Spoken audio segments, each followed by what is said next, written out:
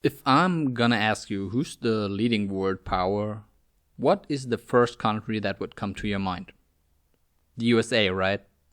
But I think we can come up with some more nations who led and ruled the world as they know it back then at one point. Power comes and goes, and who knows? Maybe in 100 years, the USA isn't the leading nation anymore. And as history showed, this is not happening without drama. This is the story of the Thycydides Trap.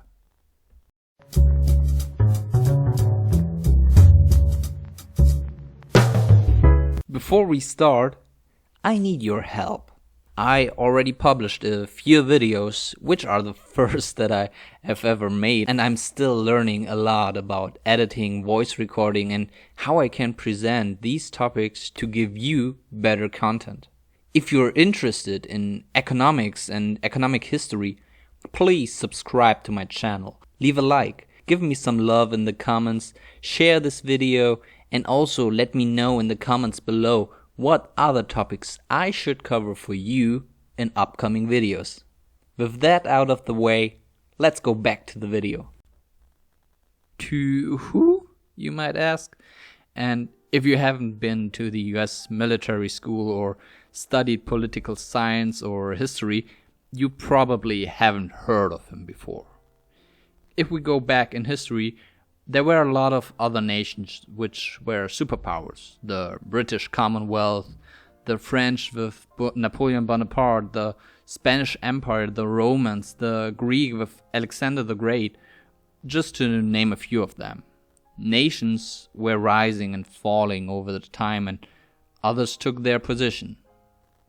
And the description of this battle for the leading role, known as the Thycydides Trap, goes back more than 2,400 years to Greece, to a guy called Thycydides, who's also considered to be either the first scientific historian or the first political scientist, depending on whom you ask. Scientific historian because in the past, the authors of books and texts often describe what already happened further in the past without being there. Thycydides, however, he was there when the Peloponnesian War happened. The what? The Peloponnesian War was a conflict 400 years BC, which took roughly around 30 years and was between the alliances around Athens, the so-called Delian League, and Sparta with the Peloponnesian League on the other side. The Delian League was found as a defensive alliance against the Persians, but after that conflict was set, the alliance functioned to secure the hegemonic position of Athens. The Peloponnesian League, however, was the political counterparty in Greece to the Delian League. Due to the different authorities and therefore the different geological settings, both alliances were controlling the military power for both alliances in different areas. The Delian League was the biggest naval power at the time. The Peloponnesian League, however, was specialized on land-based military. Due to the controlling of the sea, Athens was furthermore having an economical advantage over Sparta, as thus meant to have a higher control of the trade routes. On a cultural level, the Athenian democracy was on a high, with the Pantheon demonstrating all the power of Athens and its culture. However, even though Athens was a democracy, it was Athens who took strong control and strong influence on the internal affairs of their allies. Sparta, on the contrary, even though as a military society with their strong internal oppression of the helots, was considered to be an ally who defends the liberty of all the different cities and nations within Greece, allowing them to be more independent than under Athens. The war between the Delian and the Peloponnesian League brought out due to a conflict between Corinth and Corcyra. in which Corcyra was siding with Athens and Corinth asked Sparta for an alliance. Furthermore, Athens implemented an embargo against Megara, another ally of Sparta. The members of the Peloponnesian League wanted Sparta to act, and Sparta themselves feared for their own position by the power play of the Athenian leaders Pericles. The Peloponnesian War started and led to the downfall of Athens and Sparta taking over the role of the hegemon in Greece. Let's get a little bit more political and talk about powers. A nation can have different power capabilities. The most obvious is the military power, with being able to defeat others in wars and therefore forge alliances or look for different confrontations with enemies. The second is the cultural power, meaning the influence of the culture to others to copy it or follow its trends. The easiest example would be nowadays film and music, which are heavily influenced by Hollywood or the US music market.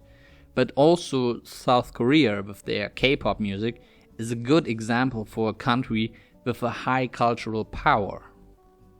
Last but not least, we have economic power, meaning how much of the international trade is dominated by a nation and therefore could influence others with influencing trade.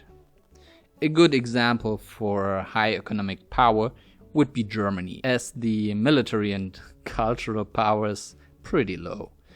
But due to its strong economy, it has, together with France in the European Union, a leading role, but also has a higher influence on the international stage as well. All these power capabilities are used to influence competing nations. Coming back to the present, I think that you can see the similarities to the current situation we have between the USA and China. And even though a lot of people are convinced that China will take over the leading role from the US will not voluntarily give in to this. That's also something you can see in the economic developments in the recent years, with, on the one hand, having an open trade war, but on the other hand, having more blockbuster movies adjusted to be more marketable in China as well, and therefore still exporting more often indirectly the American way of life. Nevertheless, there are still multiple issues between China and the West and the USA, which leads to further conflict. The independence of Taiwan, which China is not accepting, and further claims over the South China Sea with increasing military presence, human rights atrocities in Tibet, Xinjiang province, and the abolishment of the agreed one country, two system principle for Hong Kong. China is also looking for further allies in Africa and other countries which want to profit economically from China, but have to pay the price for siding with China for that. The influence of China is getting bigger and bigger, with investing much into their military, being the biggest economy in the world, and building these political ties and being able to be more and more daring on the international stage. However, the Thycydides Trap says that this battle for the leading role will always end in an open war, and even if this was the case in the Peloponnesian War, the Cold War between the US and the Soviet Union showed that two superpowers can exist without an open war between them. I mean, if we're ignoring the proxy wars that we have seen. I do believe that we will still see many more conflicts between China and the West, especially when it comes to cultural and economic war, if we want to call it like this. But I don't think that this has to lead into an open war, especially as the Chinese Communist Party dictatorship solely serves for self-preservation of itself. I wish I could say that we as mankind had also developed and are able to solve conflicts in a non-violent form, but I'm not too sure about that. And how did it go for Sparta? Well, the defender of the freedom and liberty of the Greek cities became more and more imperialistic towards their own allies once they defeated Athens. Just a few decades after gaining the position as the Greek superpower, they already lost it again, which then Philip II of Macedon picked up.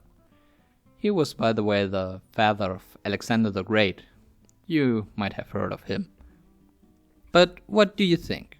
What else will we see in the conflict between China and the USA? Do you ever expect further escalations, or do you think that the Communist Party of China will one day maybe not even lead China anymore? Let me know in the comments below. And if this story made you want to watch 300 again or read the comic book, I link both in the video description.